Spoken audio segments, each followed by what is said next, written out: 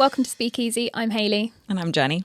And we're going to talk about inviting speakers. Yes. Which is a fun part. I mean, it's kind of the most important part of what we do to an extent, or what we end up doing for quite a bit. I mean, it's nice writing about what we want on the stage at an event, but then who's actually going to say it? So Yeah, exactly. I guess, we both started pre-COVID and post-COVID, and I think things have changed. Definitely. In the way that we invite speakers. So, how did you go about it when you first started? I think my training into speaker recruitment was I would say it's very similar to how the sales teams learn to pitch. Okay. And I remember doing training about I had a full training program of what a conference producer was going to be. It was like 2 weeks. There was a whole new team of producers, and we went through each stage of the conference production process. And then when we got to speaker recruitment, we almost learned how to talk like salespeople. And we had scripts. We established how we were going to do it, and we predominantly used the phones as our outreach in the beginning, and this was in I think 2018, 2019, and I think it's a really interesting process to learn. It gives you so much confidence, and I think that's a really big thing in the beginning, especially maybe if you're a new grad and you're just starting in the workforce, and what's the word that I'm looking for? I think the daunting aspect. It's a bit intimidating. It's very intimidating. Reaching out to senior leaders of businesses, and depending what industry you're working in, I was starting in FTSE 500, kind of events. So reaching out to senior directors and VPs of some of the biggest brands in the world, and also based in the US, was the ones that I was doing. So not only that daunting aspect, I'm looking at a completely different country and geographical area and the way that, they do business. So that was a really interesting approach to learn. But so when I started, it was mainly through emails. But I do remember, the brand, I was working for a strong brand that was very, very well known in its industry. But I thought, I'm emailing as CEO and my signature's junior conference producer. Is he going to actually answer my emails, or she can answer? What I thought, little old me is going to get a reply on this email, and then I did, because the brand was strong. Because I think you forget that these people want to engage with you because they want to be part of your event as much as you want them to be part of your event, and slowly you gain that confidence. But mainly it was emails, and then eventually it'd be we had the PA's numbers, and I would call and just be like, hey, have you received the email? What's the latest? And they would tell you. I then moved on to also international events, but these were more South American at the time. So that was a completely different ball, because you'd have to be way more formal in the emails. They would take way longer to reply as well. And sometimes I even got asked, because I had to invite officials. And then I would just get an email through being you need to post the invite. Officially print it out and get it sent by post. Wow. And you're thinking, I have to have all my speakers confirmed in 2 weeks. How long does it get? How long does this take to get to Nicaragua? How quick does airmail go? In a way, yeah. And having to sort of just be okay, well, there's some speakers I can get faster, and others where the formality of it was super important, and you had to have it signed. I had to actually sign it myself. Practicing the signature. I was I can't even remember my signature. Looked at my ID card to remember how it was. But yeah, it was way more official. And I think what I've noticed, especially, is that just since COVID, things have completely changed. I don't know if you've found that as well. There's much less focus on the phone. I think I'm quite different to a lot of people. I actually still like to use the phone. A lot of the industries I work in, now I'm working with a lot of people that maybe own their own businesses, and they will have a contact number out there. And I personally love a phone. I love being able to get on the phone and using some of those skills that I learned in the beginning to capture their interest. Because I think you'll agree now, most of the time it's email and LinkedIn. Yeah, and I still use both of those mediums, But with a phone, if you can capture somebody in those first 20 seconds, say, hi, I'm Hayley, I'm calling from this event. I want you to come and speak at my event. Not exactly like that. There's an art to it. There is an art to it. But you've got to respond to how they are on the phone in that initial. Sometimes you can tell by their tone, are they quite bright and bubbly on the phone? And, can you say, oh, thank you so much for answering. Can I speak to you about an event that I'm working on? I think you would be great on our speaker lineup. And having that personal approach and actually speaking to them, I find that I find it works so much better sometimes, especially if you're in a pinch and you're trying to get somebody on board quite quickly. Whereas sending a message out there via email or LinkedIn, you're putting it out there on the internet, into the universe, hoping that you catch that person at the right time to then craft a message back. So I just look for so much more of an immediate response.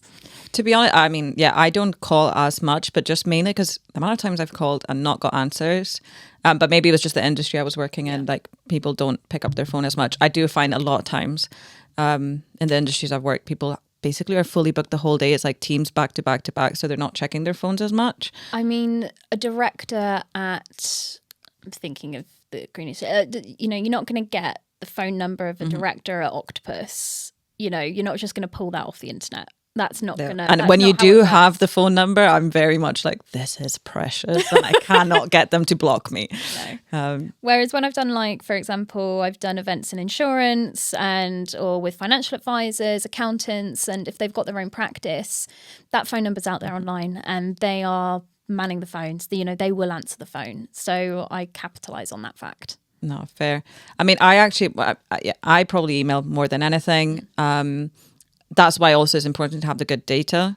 Yes. Which probably comes down to if you don't have the good data, then there's no point in emailing. And that's when I probably use LinkedIn more. Yeah. If the data's a bit outdated, which happens sometimes, especially depending what sectors. Like if you've got a lot of public service, they change a lot, civil servants. So the email might not longer be validated or be the same department they're working in. So now LinkedIn is probably where I try to chase them on. But I found also that is an art, the whole emailing, because you do start and you're having to give them enough information, but not fully, but grab their attention a little bit for them to reply. You want to give all the details, but you don't want it to be an essay. Yes. That's hard. It's a balance. Because you don't want their first response to be, oh, wait, what's the venue? Wait, what's the date? Where is it? You want them to have all of that information. Although I will say... Yeah, sounds good. They do ask those questions sometimes, even when it's in the email. And it's highlighted, and it's in bold, it's underlined, it's right at the top. It's, you know what, you've made the text 4 times bigger. It's in the subject. No, genuinely. But yeah, and then it's finding the art also of that chaser email, because a lot of times people, they'll read it. I mean, I do those text messages, you're getting text from your friends and you're just like, yeah, I'll get to it and then forget about it. Well, they're getting hundreds of emails a day. Yeah. We all do. Where it's craft, it is that subject line and it's the time of day that you're emailing them as well. I find that actually on Fridays is when I get the most response. Really? Yeah, I find on a Friday, I guess people don't tend to have as many meetings. Their day's a bit more admin stuff or breaking down the week.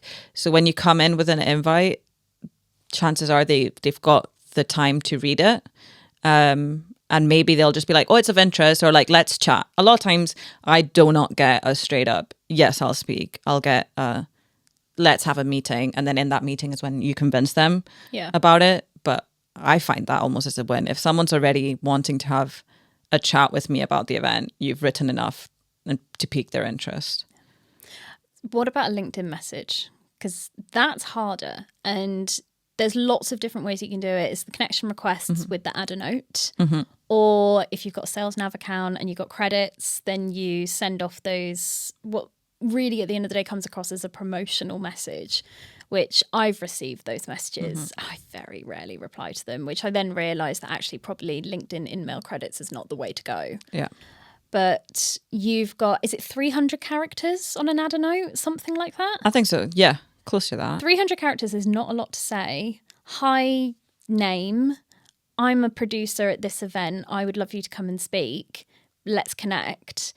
But adding in a value proposition into that and going something that's going to pique their interest. I mean, obviously the event's got a great, name in the market, and that's one pull. But is there anything you add into your notes? If someone's recommended them, definitely. Like if, I don't know, so-and-so that you know and I know that they know each other has mentioned that we should connect, you add that because you're already showing a link to why you are reaching out to them. But as you said, personalizing. But I do find connection requests works better than an in-mail. Yeah. I've even done I've tried them both. Like recently I did loads of in-mails and was not getting that much out of it. And recently I just thought, I'm just going to send connection requests. And I actually got more out of that than I did just through an in-mail. But as you said, I get them from recruiters myself or from, I don't know, I always get like university MB, come and study this MBA. And I always ignore it. But I almost also find actually sending an email first, and then I sometimes send a LinkedIn request a couple of days after. A little like, my name sounds familiar and this is why, check your inbox. But also because slightly shaming people that they haven't responded to your email. I know, a little bit of a psychological, Did you catch my email? Yeah. I sent you a note last week. Yeah. I mean, to be fair, I've done that. And it's usually on a reply to an email and I'm go, I just wanted to see if you saw my email. Yeah. I mean, also eventually you can become a bit savage. I have become a bit savage sometimes of just being like, I don't want to spam you. Yeah. You don't want me to spam you. Just say no. Just give me an answer. Sometimes that is the nicest thing because we can just move on. Yeah. We can move on. But as well, like it's speakers that we do really want to come on board. And sometimes we're getting pressure from people in our teams going, oh, did you get them on? What was it? Did you manage to reach out to her? Like, have they said yes? Have they said no? And you were like, I haven't heard anything. Yeah. And they go, why haven't you heard anything? And it's like, I don't want to take this personally. I don't know. But yeah, sometimes I do end up just saying like, obviously not as brutal as I said it earlier, but I will say like, if I don't hear from you, I'll take it as if it's not of interest, and that's fine. And to be honest, a lot of times I will get replies being like, I'm so sorry. Yes, it is of interest. I've just been, so many things, but let's speak on Monday. And you're like, cool, that's all. I just needed to know if you were interested slightly or not. Also, how do you find the right tone for your emails? I was going to say this as well. I think it's changed again. Like we say, this post-COVID kind of thing, it has changed. I would say probably until about summer of 2021, everything was really formal, I would say. And then I don't know what happened when the world opened up again. Everything I felt like just went very much more informal, slightly more casual. Everyone uses exclamation marks. Oh my God, I'm trying to stop. Me too. I'm really trying to stop and going, what was it? And the, I hope you're doing well. And like all of that, that's a really bad one as well. Oh, do you know what I do actually? I put it, I hope you're doing well, ? I start it out with a question because then you're because they have to answer. That's actually a really good idea. But I think the tone is definitely more, I think emails, they're still relatively professional, but I'd say you can, as producers, you can add in your own sort of flair and your own kind of voice into it as well. I'd say that my emails all used to be very, very formal and felt a little bit like a press release almost at times. But now there's definitely like, I would say I add in kind of silly things like, oh, I'm so excited that I just booked on this person. Would love to have you on the lineup with them as well. And things like that rather than the event is so excited to have, or like the event is pleased to announce that so-and-so is speaking on, do you know, and it feels like a press release. Whereas now it's more, I'm focused on, I'm working on this, I'm going to work with you. And that's really what you're doing. Yeah, you're and, personalizing it. Yeah, and showing that you as a producer will be guiding them in this process. And I think that's really important now, especially if you're working with people that want to know that they'll be supported if they're going to come and speak at your event as well. It's not that they're just signed on, they show up on the day and that's it. No, completely agree. I think also just understanding your audience. Yes. So I've in the sustainability space, everyone is very friendly. Yes. And so like if I came in quite formal, it feels a bit standoffish almost to them. Yeah. But then I've also dealt with a lot of civil servants, and they need everything is so formal still.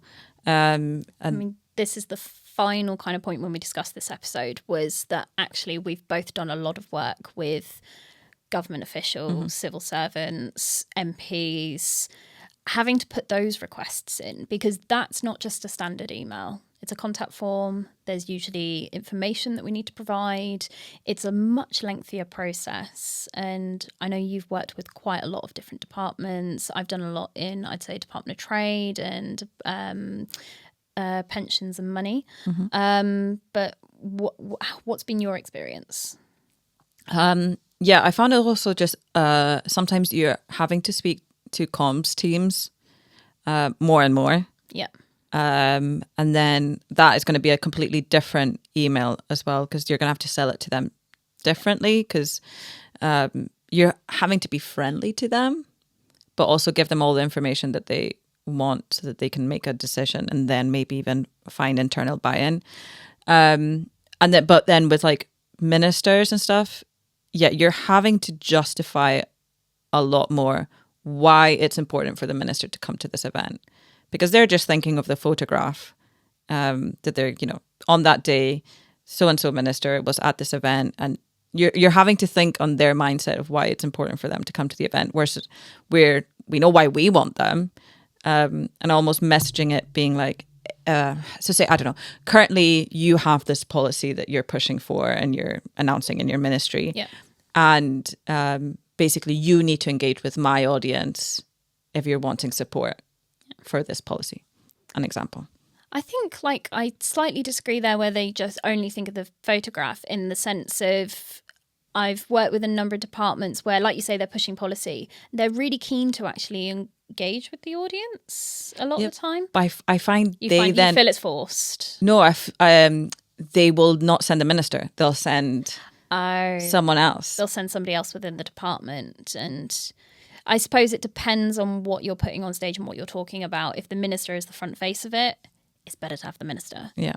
But there's definitely in some departments where they have a director of something and they'll be pushing that policy and they'll be really known to the audience. So they'll be a key person. I definitely know a few people like that in the departments. Yeah, but I find that's the difference then between having them come as a keynote versus you can include them in a panel. True.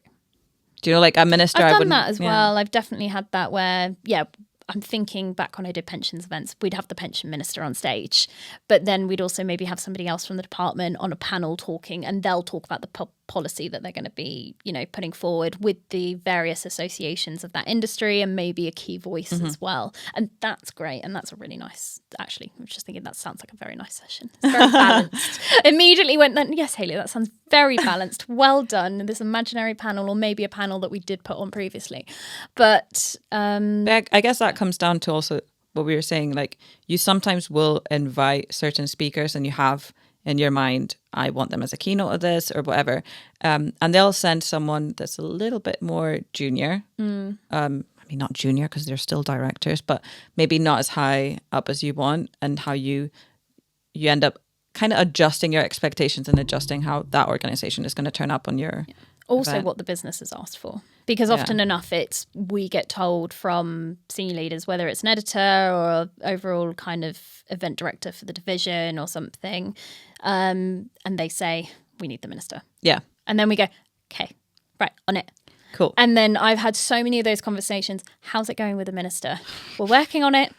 What was it? And there is a lot of red tape. There's a lot of hoops to jump through. I mean, I think also just with ministers, to be very honest, until that morning, 5 minutes before the stage, I can never confirm to you that. They have stepped foot onto the venue and still they're on the property. And I always try to say, to directors, like, set expectations, because I mean, one of example is I once had 2 ministers confirmed for one of my events, and then the week before, I think it was, I started getting in that morning lots of emails saying that the minister could no longer be part of the event. I think actually it was a couple of days, not a whole week. And I was like, how have 2 ministers dropped out from 2 different departments? Like, that is strange. And I was asking, basically end up calling their teams and just being like, can you please explain to me, because this is not common. And they said to me, you'll find out in 1 hour why. And that's because the Queen had died. So no government officials could speak in public. I mean, I don't think royal family is going to be dying every time that there's an event, but you know, there's things that will happen with government that all of a sudden means you're going to lose the minister. I've just remembered actually one time when it happened to me, and it was when there was a snap election. Oh, a couple of years ago, wasn't it? Well, we kept having so many elections and ministers and leadership changes, which then and cabinet shuffles, which does put a really big pressure on it. And I'm thinking back actually to, there was a period where the pensions minister position kept changing hands, and it was like, well, who's coming to speak at the event? And then you've got a new pensions minister, they need to be brought up to speed. Are they going to be able to address the audience, you know, the way the audience is going to want to, you know, be spoken to? Or is it just going to feel like they're not properly versed on actually what is happening and what are their concerns and what is, you know, how are they going to, you know, approach the audience about it? Yeah.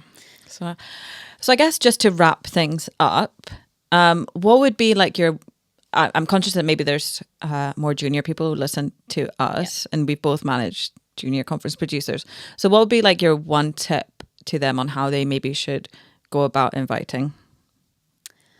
I think if you're starting out, I do believe that scripting in the beginning and just having a written version of what you would like to say, your key points. I'm not saying write 2 pages, but maybe establish your intro. Hi, I'm Hayley. I'm calling from so-and-so. I'm the producer of this event. I would like you to come and speak and join our lineup, however you want to say it. Have a couple of key points of what the value of the event is, or, you know, why they should come and speak if they're not familiar with the event. Always ask them if they know the event as well. That's a really key thing. Saves a lot of time. And make sure that you're really happy, and make sure that script is in your language. That's another one. I remember my first ever scripts. I don't know. I have a copy of one somewhere. Do you know what? I should find it. Yeah. I have a feeling, actually, I knew I kept it for a reason. And it's probably one day I knew that I would do something like this where I could, you know, several years down the line, read my first ever speaker pitch script. I'll try and find it. I have a feeling it's in my folder of important documents. I've deemed it an important document. Nice. It's like history. But I do think that scripting in the beginning is really key. It's just to have that kind of crutch to refer back to if you lose your place, because it can be so nerve-wracking. I still get nervous. Yeah. Sometimes, you know, when you're about to hop on a call or something, maybe you've done a couple of emails and you've spoken to like somebody quite senior that you've never spoken to before, that's maybe really well established in industry, and I'm like, oh my God, I can't believe I'm about to speak to them. I still get nervous when jumping on a call, and then that subsides once you sit into it. I think that the other thing to remember is you're representing your brand, and if the brand is strong and you've got a really well-established audience, just remember you're a part of that team. So refer back to your team members. Like if you've got an editor, for example, actually, sorry, this has come to me now, say, oh, our editor thinks you'd be really fantastic to join that lineup, using those kind of things as a hook. Always think about a hook, I would say, when you're asking. Don't just go, I want you to speak on our lineup, I think you'd be great. Think about why they would be good to come on. Yeah, completely agree. You? I think mine comes a bit to the tone. So I'm just remembering a story, and she'll probably laugh when she listens to this. But I had a junior once, and she was sending her first batch of emails and invites and stuff like that. And I had my own meeting, so I wasn't really looking at the emails, but she had copied me in. And then all of a sudden, I just was like, oh, I'm just going to read the email. And I was just like, nope. So I like almost called her being like, abort mission, stop sending emails. This is not right. And I was like, how do I explain to her how to get the tone right? Yeah. And all of a sudden I was just like, okay, do you know how all of us have mums who've got friends, but we've never really met these women that much. But our mums obviously talk about us so much that these women already think they know us and assume they know us, but you don't really know her. So I was like, you need to write your email as if you were writing it to her. So you're friendly, because that's your mum's friend, but you're not overly because you don't actually know this woman. Yeah. And to be honest, that tip worked for her, and she always was great at finding that kind of balance of being like nice, approachable, but not too friendly, because at the end of the day, you don't actually know this person that you're emailing. Can't just go, hi, how was your weekend? Did you have a pint? Did you enjoy the rugby? Like, Did you fair watch enough. Glasgow? Did you go to Glasgow this year? Like, fair enough if you do actually have that relationship with that person, and we do all end up. Yeah, but not the first time. Not the first time. What was it? No. I remember, I think you told that story as well when one of our previous episodes where we talked about managing Gen Z producers, and it is little things like that that do make a difference. I think especially when you're trying to settle into the role and find your feet. I think every producer, it's funny, we all have our little tips and tricks, the ways that we all do things. Me and you approach our speaker recruitment and things in very different ways. What was it? And I don't know many producers that love to do the phone anymore. I don't know many people that like to. Do you know what I really miss? I miss having like a physical desk, telephone on my desk. I miss my headset days. Like, not like headsets now, like where we're all on calls, on Zoom. Like, sit there with my headset connected to my phone, and I would dial in the number, and then I'd be walking around on the floor, like in the office floor, like on the phone with people. I actually really miss those days. I still do it now, but I do it with my mobile, and I'm like walking around my office at home, like pacing in a circle, because I need to move while I'm in the flow of pitching to somebody. So it's very sales, I know, but I don't know, when I know I've got a bunch of calls, or if I book an afternoon to just like start cold calling people, because it is cold calling. I just get into a flow. I love it. Fair enough. It's your worst nightmare. in a sense, a little bit, yeah. There we go. Well, I think that's a pretty good wrap up on how to invite speakers. So no, thank you to everyone for listening, and I hope you've all learnt something, and we'll catch you on the next one. See ya.